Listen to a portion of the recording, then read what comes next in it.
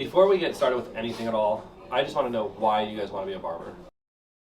All right, man, so we are currently on the way to my first class in the apprenticeship program.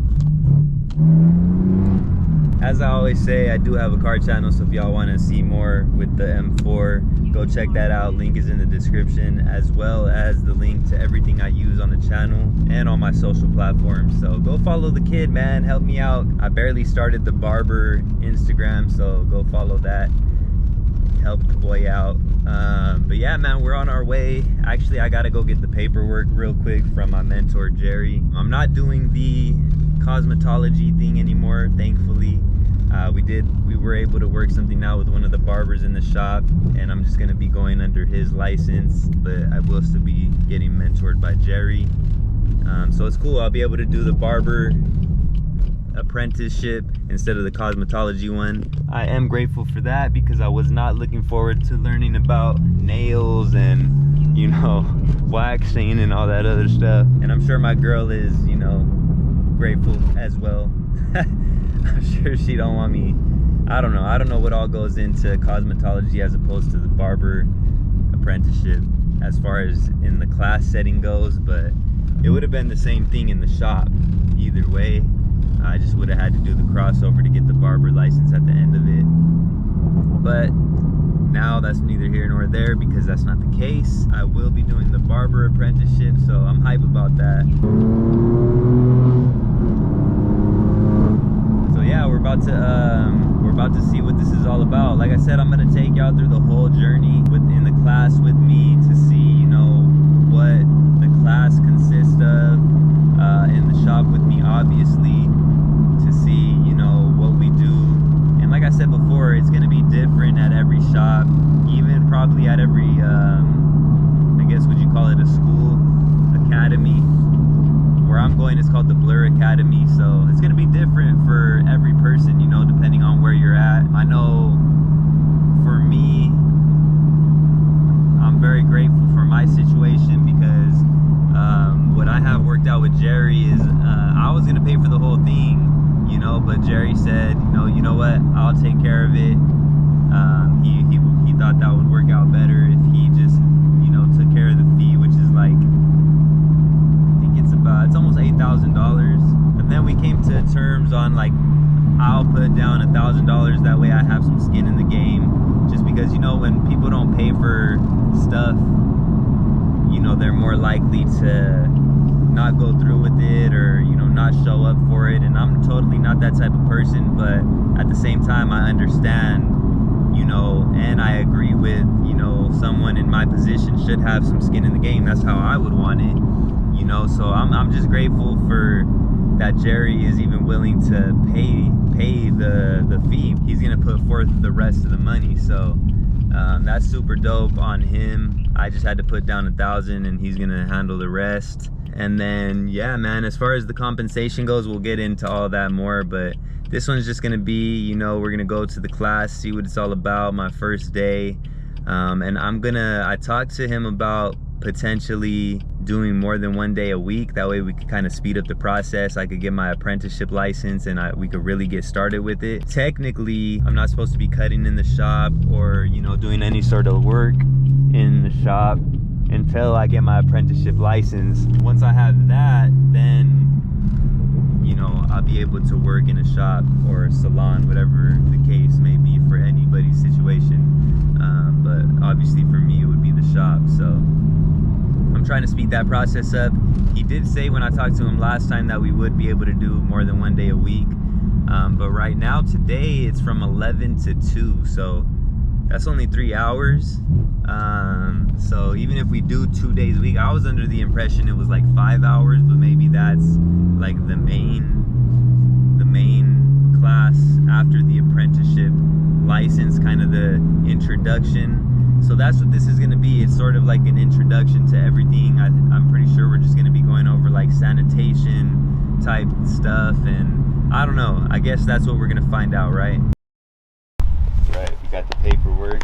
I ain't gonna show all of it because there's some sensitive information, but I do want to show y'all this.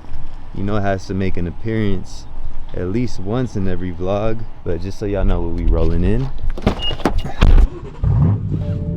This is the area where the shop is. You see there's a salon that Jerry owns, and then also the barber shop. We got the gym right there and everything else. It's a pretty solid location, man. So if anybody watching this is in the area, definitely come through, man, and help your boy get his reps in. The first cut is for free on me. So if y'all are ever in the Santa Maria area, come through, man.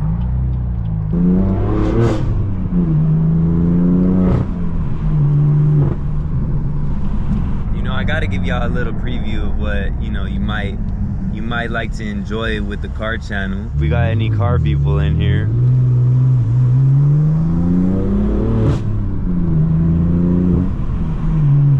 And if y'all would rather not see, you know, the little in-between car scenes, just let your boy know, man. Comment down below, say, you know, we ain't trying to see all that, stick to the barber stuff, then that's cool too. But I feel like it's entertaining, you know, adds a little different element to the video, so I always like to just throw it in there, you know, as another element. All right, we here, man. This is the building where we about to be at. I gotta move this a little bit.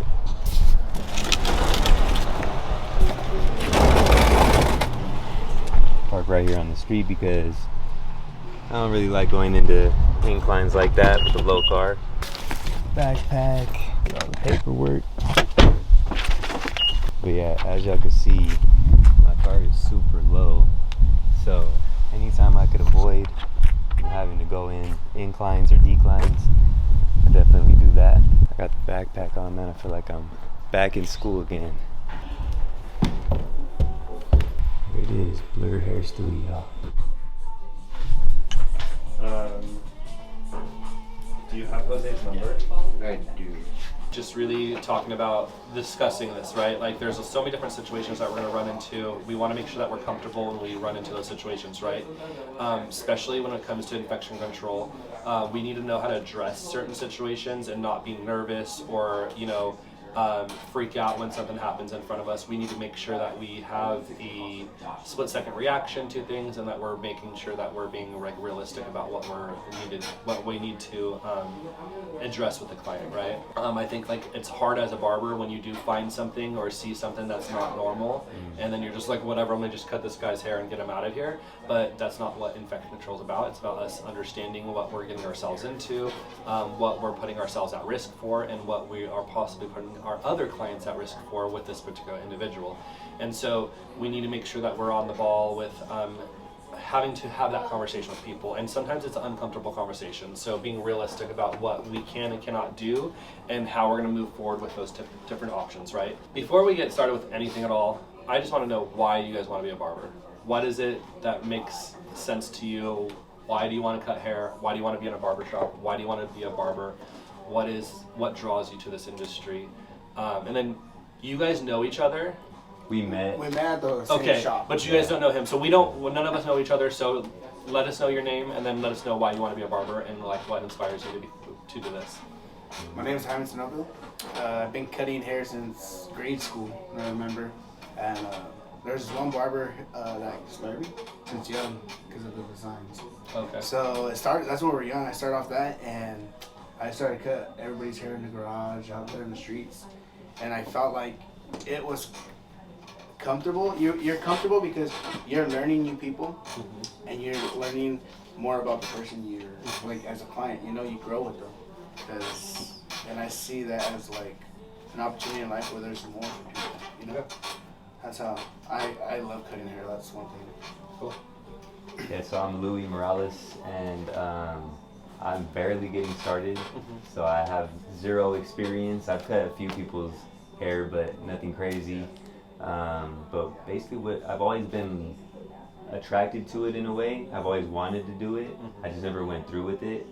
And it's just, you know, it seems like you have a good amount of freedom with it. You know, you could be, you put yourself into every cut. You know, like you get to, it's sort of like an art in a way. And then there's a lot of potential in it, you know. There's a lot of networking potential. You never know who you're going to come across with content. There's a lot of potential with that. And, you know, even going further into opening barbershop yourself, and there's just a ton of potential. And yeah, I like the vibe of it, you know. It just seems like a dope industry and something that I always wanted to be involved in. And everyone has dope style too, like barbers, like it's something like I feel like if they're known, like everybody has their own little style with it, you know, so you get to throw your own flavor on stuff, and I like that. What about you, Jesse?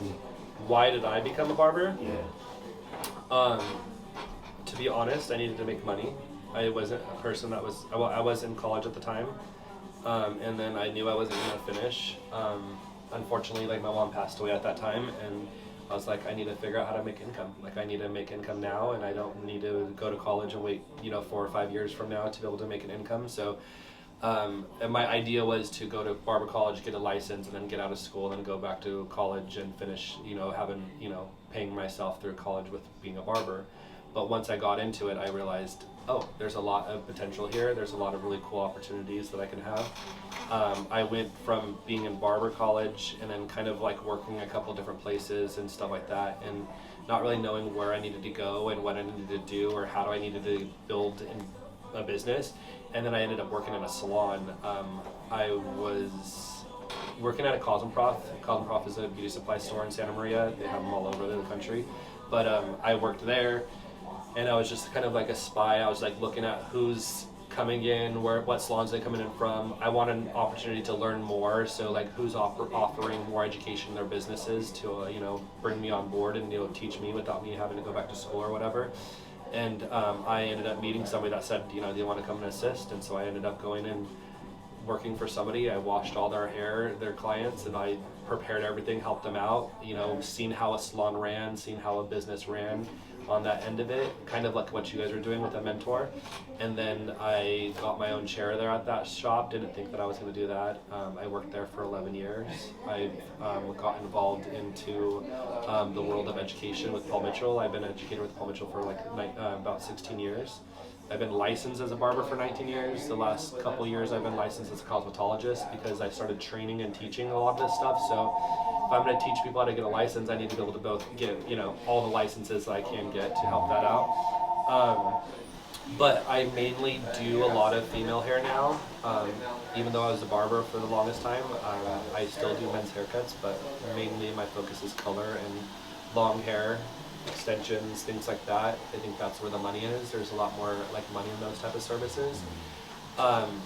Barbering, there's tons of money in there too. It's just you have to cut a lot of hair to get that point, so I can do, I don't know, I just kind of got into the world of I never want to stop learning, and so I'm always learning, hence coaching call that I had today, hence yesterday I had another call that I'm starting a class called Advanced Leadership, and it's all about coaching people.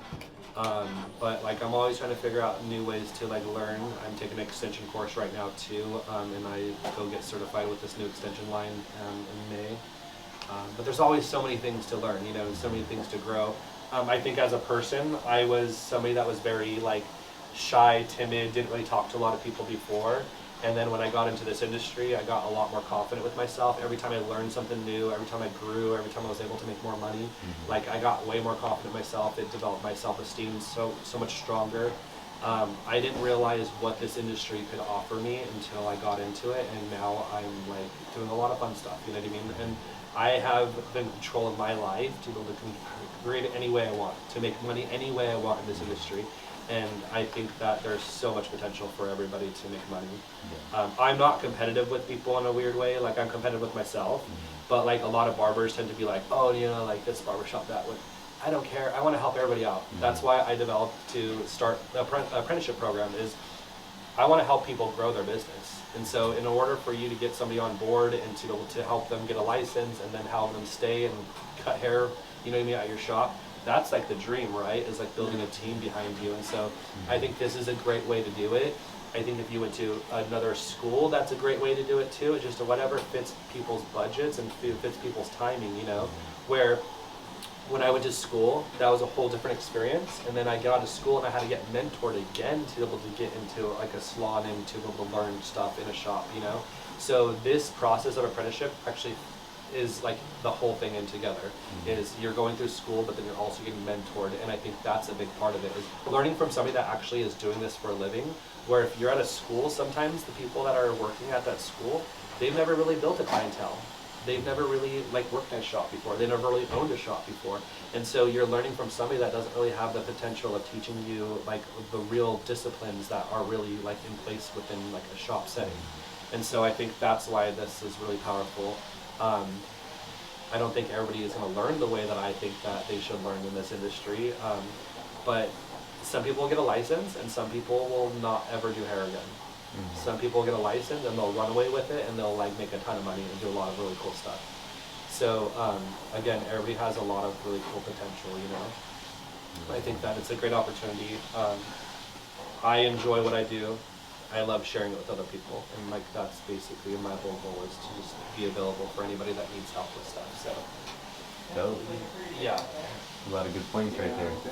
yeah, Sure. I love what I do, and like I said, I'm willing to help anybody, help them, you know. Like I always tell my first mentor that I learned from, she gave me the ability to put food in my mouth. Like she taught me how to make money doing hair and put food in my mouth, a roof over my head. And that's like legitly the thing that I can never repay her for.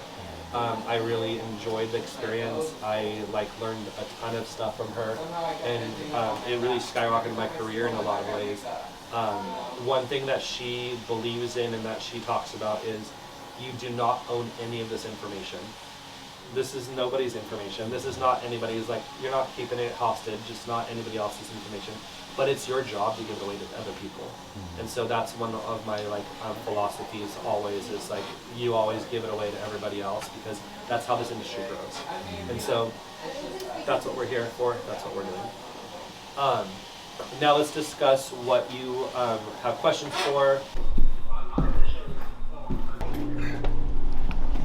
Alright, man. We out of there. I was never one for school, but it was cool, man. Jesse's super cool, super knowledgeable. He dropped some gems. That I got for you guys. That was really good, man. That was really good. I'm gonna use that in another video too. It's cool because I was literally gonna touch on that stuff, and he gave us some wisdom there. But we out. Got a few other things that I got to take care of, and then probably head by the shop and do some shadowing. But it's funny because one of the guys there, Jaime, the guy that was sitting to my right, he's actually gonna be doing the apprenticeship in the same shop that I am. It just worked out. One day he was there getting cut by Jerry, and he was talking about he was going to go to barber school, and then, you know, we started talking about the apprenticeship thing. I told him that I was doing it. That's why I was shadowing Jerry. And you could tell he was thinking about it while he was in the chair. And then maybe like a week later, I came to drop something off to Jesse, and he was here. So now he's doing the apprenticeship program at the same shop. So I'm hyped to get it going. I know it's gonna take it takes about three to 4 months, Jesse said, for the state to send the apprenticeship license that will then allow us to officially work inside a shop. So still got a little bit of time to wait for that, but you know, at least we started the process, and I'll try to get as many reps in as possible until then. But drop a comment down below, anything y'all want to know about, any questions you want me to ask Jesse or Jerry, you know, drop all your comments down below, and we'll go through it, man.